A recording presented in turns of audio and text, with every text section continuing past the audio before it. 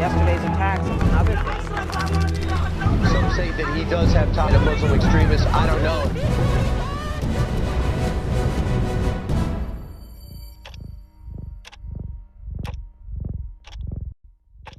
We've got our country back!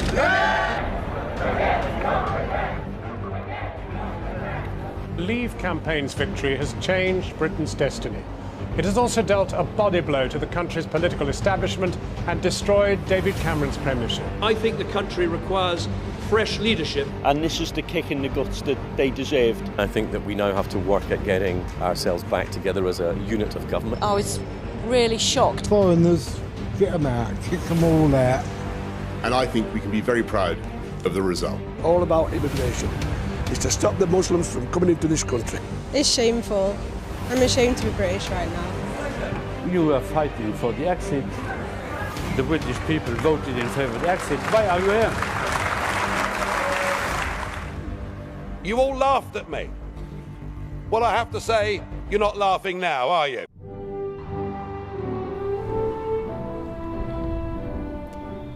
Divorces are never easy nor desirable, and Brexit, the United Kingdom's bust-up with the European Union, is no exception. Europe is ready to start the divorce process even today, without any enthusiasm, as you can imagine. This is not the scenario we were dreaming about. Already waves of anger, dismay, bitterness and hate are sweeping four corners of the British Isle, and there is still a long way before sour wounds of the emotional separation are healed. The most shocking thing about this entire referendum is how deeply personal it has become and how immensely hurtful. I'm appalled at what the Tories have done to this country. They are ripping us apart. It upsets me that much. But it's not all about emotions. When it comes to legalities, moods turn even bitterer. Britain wants a gradual divorce, yet the 27-nation bloc is telling London to get out promptly without any further ado. EU leaders regard the UK's rejection of the bloc after 43 years of relations as a body blow to the very foundations of the Union. What is rubbing salt in the wounds of the EU is that Britain, the only nation to walk away from the bloc, did all it could to join the then six-member European Economic Community back in 1973.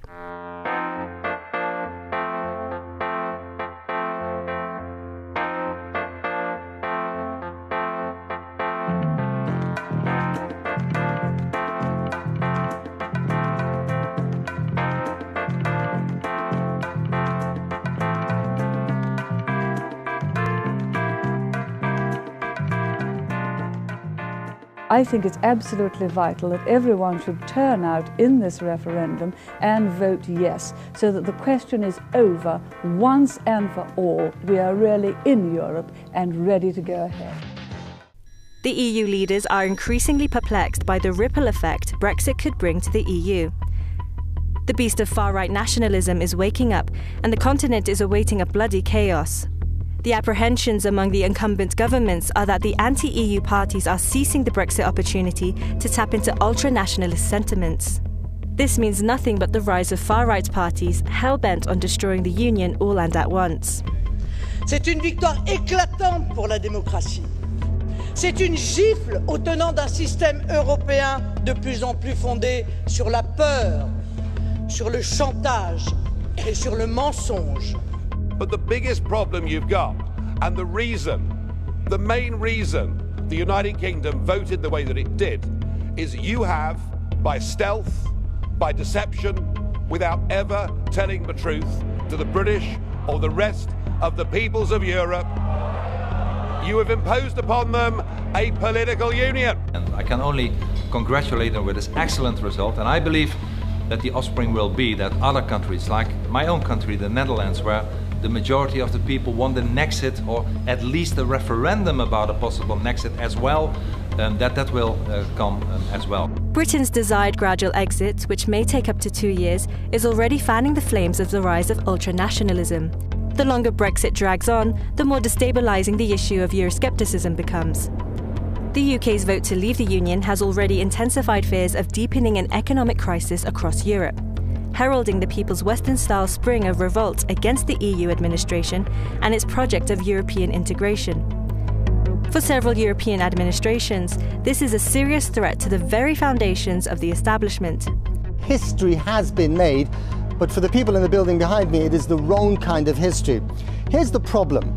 In Europe, insurrections, revolutions tend to travel in packs, 1848, 1989, and there's a real fear in Brussels, in Paris, in Berlin, that this will be a domino effect, that there will be referendum fever across Europe, and that the rise of populist parties, especially on the right, will be massively boosted by what has just happened in Britain.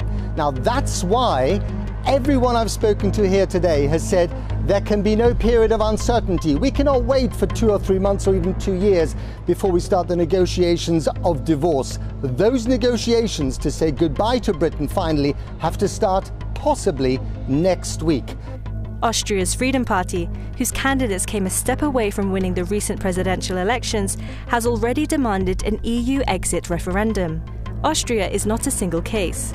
Just days after the Brexit vote, anti-EU calls in Italy, France, the Netherlands and Denmark are louder than ever. Anti-establishment Italian Five Star Movement has called for a referendum on keeping the euro as the currency, while the far-right Danish People's Party has urged the nation to follow Britain's lead and hold a referendum on its membership. The right to, take our own decisions when it comes to civil rights and come to all these questions. So I hope, of course, that'll be a no vote. I think that many Danes as well reject what they seem to be an EU taking more and more power away from the countries themselves. So in that term, we have quite the same discussion in Denmark. The Eurosceptic feeling is also surging in the Netherlands, with 2/3 of voters rejecting a Ukraine-EU treaty on closer political and economic ties. In Spain, the leader of the radical leftist Podemos party said that the EU had disappointed millions of people. Fears of a Brexit contagion were bolstered when an anti-immigrant, anti-Euro party in Slovakia launched a petition for a referendum on the country's EU membership, just like the one held in the UK. And last but not least, before some new country asked to follow the UK out the door from the EU, the very United Kingdom itself might cease to exist. Some influential political forces in Scotland and Northern Ireland now very seriously intend to hold their own independence referendums, and very soon. The Westminster establishment has some serious soul-searching to do, and I hope very much that it now does it. But as First Minister of Scotland, I have a duty to respond not just to the outcome across the UK, but also and in particular to the democratic decision taken by the people of Scotland. As things stand, Scotland faces the prospect of being taken out of the EU against our will. I regard that as democratically unacceptable. So there is no doubt that yesterday's result represents a significant and a material change of the circumstances in which Scotland voted against independence in 2014. I want to make it absolutely clear today that I intend to take all possible steps and explore all options to give effect to how people in Scotland voted. In other words, to secure our continuing place in the EU and in the single market in particular.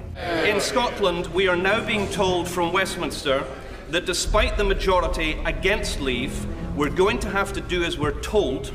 We're going to be taken out of Europe against our will.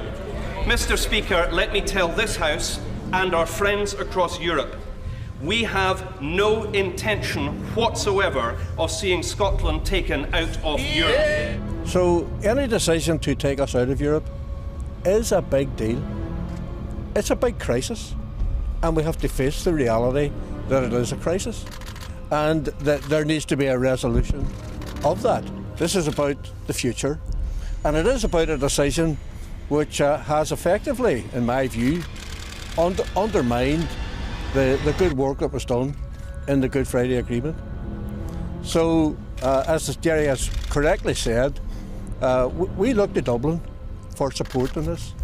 We looked to the Taoiseach to stand up for the democratically expressed wishes of the people of the North, who've made it absolutely clear that under no circumstances do we want to leave the European Union. Whatever the aftershocks of Brexit, whether it could lead to a fractured and disunited Europe, or whether it ends as an isolated Britain neighbouring a powerful union, one thing seems to be clear. Brexit once again confirmed that the British public have an inherent mistrust of Westminster politicians.